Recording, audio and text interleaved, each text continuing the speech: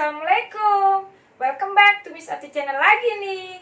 Okay, are you still with me? Okay, good. Let's study. Today we still study about simple past. We'll see the whiteboard.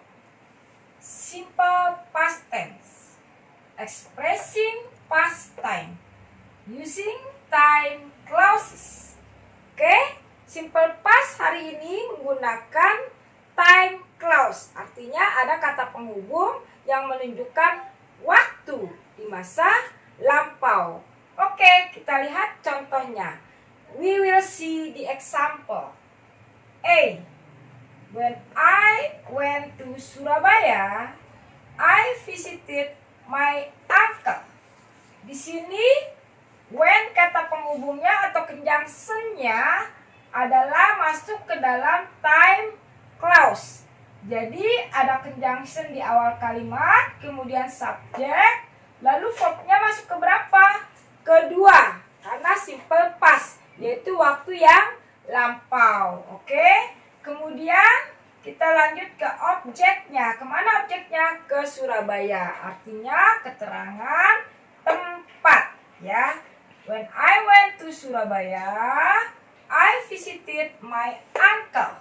Di sini main clause-nya adalah merupakan kalimat yang bisa berdiri sendiri ya, tanpa dihubungi dengan kalimat yang lainnya. Oke? I masuk ke subjek, lalu visited masuk ke verb 2 atau verb 2 ya. My uncle masuk ke objek, yaitu noun, kata benda. Oke? Do you still remember about noun, adverb, and adjective? Oke, good. This is adalah noun. Okay? And then number 2. B.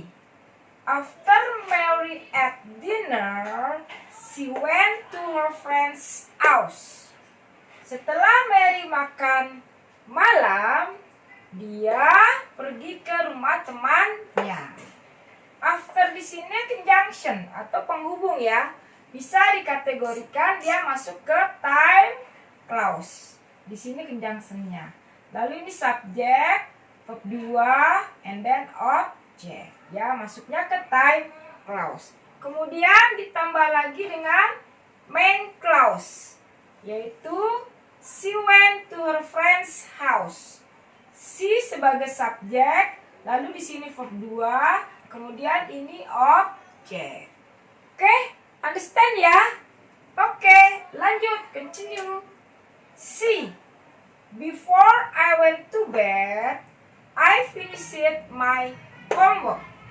Jadi sebelum saya pergi tidur, saya menyelesaikan PR saya dulu. Ya, sama seperti yang di atas, before-nya masuk conjunction, lalu sampai to bed dia masuknya ke time clause. Jadi ada subjek, ada verb 2, kemudian objek. Ya, main clause-nya juga subjek, verb 2, kemudian objek. Oke? Kemudian D. Kalimat pertamanya atau verse-nya I got home. Subjek, verb 2, lalu objek. And then the second sentence-nya atau kalimat keduanya I ate dinner.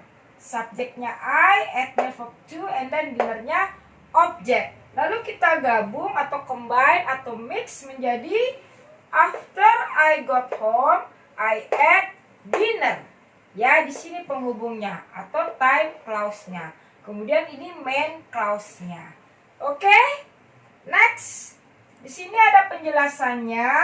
When, after, before, and while introduce time clauses. Jadi, bentuk kata conjunction when, after, before, and while yaitu mencontohkan atau memperkenalkan kata waktu atau menunjukkan waktu ya. Kemudian rumusnya apa, Miss? Ini rumusnya. When, after, before, while plus subjek, lalu verb 2, lalu a time clause. Namanya time clause ya. Coba kita cocokkan ya. Nih, after, nih masuk ke sini. Kemudian subjeknya mana? I. Lalu verb 2-nya got. Lalu objeknya ini nanti plus objek ya, home. Jadi after I got home, I ate dinner. Setelah saya tiba di rumah, saya makan malam ya. Boleh untuk membuat percakapan tapi di waktu lampau. Kita lihat bentuk kata kerja kedua yang digunakan dalam past time. Apa saja? Kita lihat di sini ada irregular verb. Artinya kata kerja tidak beraturan. Maksudnya apa, Miss? Tidak beraturan itu bentuk presentnya dan simple pastnya itu berbeda. Oke, kita lihat. Number one, simple presentnya be-nya itu is, am, are. Kemudian past tense-nya was sama were. Lalu number two, become, dia berubah menjadi became.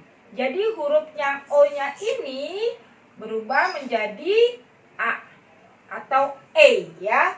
Kemudian begin menjadi began ya. Ini dia. Huruf yang A-nya dari I menjadi A atau I menjadi A. Next, bring jadi brought ya, berubah. Lalu build, hurufnya berubah. D menjadi changed by T. Oke, ini penting ya. This is very important ya. Karena apa? Karena kita kalau mengerjakan soal atau speak in English, ininya harus dilihat perbedaannya. Kapan kita menggunakan bentuk yang T, kapan menggunakan bentuk D. Makanya harus dipelajari dengan betul. Oke? Kita lihat lagi bentuknya. Simple presentnya be, is, am, are, kemudian was sama were, become, became, begin, began, bring, brought, and then build. Ya. Contoh kalimatnya gimana, Miss? Contohnya, Pak, misalnya, Pak Tommy membangun rumahnya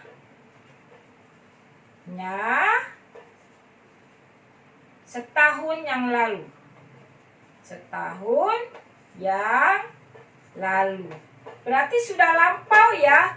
Jika kita ingin berbicara, if you want to speak in English and then by using ago atau lampau, maka penggunanya adalah masuk ke bentuk kedua ya. Jadi Mr. atau Bapak atau Tuan boleh ya. Mr. Tommy build. Build-nya ambil yang kedua yaitu yang T ya. Build his pronoun daripada kepunyaan ya, kepemilikan dari Mr. Tommy. His house ya. His house a year ago. Nih, penggunaan dalam bentuk tulisannya atau written hand-nya adalah kedua. Jadi jangan salah ya. Ini pertama V1, kemudian ini V2. Ya, jangan salah. Kemudian kalau kita menggunakan bentuk verb satunya gimana, Miss? Untuk yang bentuk simple saja, yang sekarang sedang dilakukan atau yang sehari-hari dilakukan. Oke? Sampai di sini dulu ya. Kita lanjut next. Oh iya, don't forget to subscribe, like, and comment. Oke? To Miss Ati channel lagi. Oke? Bye-bye.